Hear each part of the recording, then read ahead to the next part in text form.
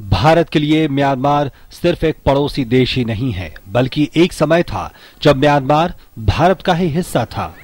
सन 1937 तक Burma British Bharat का हिस्सा था।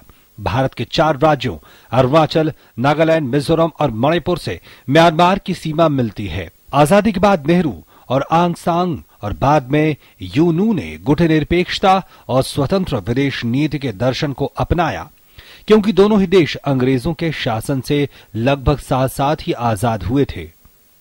बंगाल की खाड़ी में भी दोनों देशों की समुद्री सीमाएं मिलती हैं। 80 के दशक के बाद पूर्वोत्तर राज्यों में बढ़ी आतंकवादी गतिविधियों और इनमें से बहुतों का संचालन म्यांमार के घने जंगलों से होने के कारण भारत का म्यांमार के साथ सहयोग का एक और आयाम खुल गया। म्यांमार भारत के लिए दक्षिण पूर्व एशिया और दक्षिण पूर्व एशियाई देशों के संघ के देशों तक पहुंचने का जमीनी सेतु भी है। ये भारत की पूर्वोन्मुख नीति के क्रियान्वयन में एक महत्वपूर्ण भागीदार है।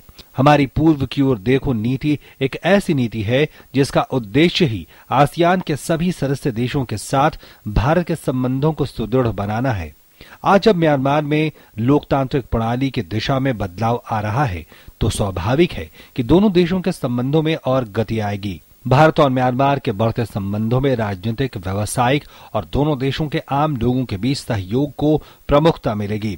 भारत म्यांमार विकास सहयोग परियोजनाओं में शामिल क्षेत्रों में विविधता है और इसका चयन सावधानी पूर्वक किया गया है। सड़कों के अलावा रेलवे, दूरसंचार, स्वास्थ्य, कृषि, ऊर्जा, सूचना प्रौद्योगिकी और शिक्षा जैसे क्षेत्रों में भी सक्रिय परियोजनाएं चलाई जा रही हैं। म्यांमार में जो नई लोकतांत्रिक व्यवस्था बनने जा रही है, उसमें भारत की भूमिका निश्चित तौर पर महत्वपूर्ण होगी। लोकतंत्र के लिए आंदोलन की नेता आंग सान सू की ने स्वयं अपने संघर्ष की सफलता के लिए भारत के सहयोग को सराहा है। प्रधानमंत्री नरेंद्र मोदी के म्यांमार दौरे से भारत को वहां निवेश की अपार संभावनाएं मिलने की उम्मीद है।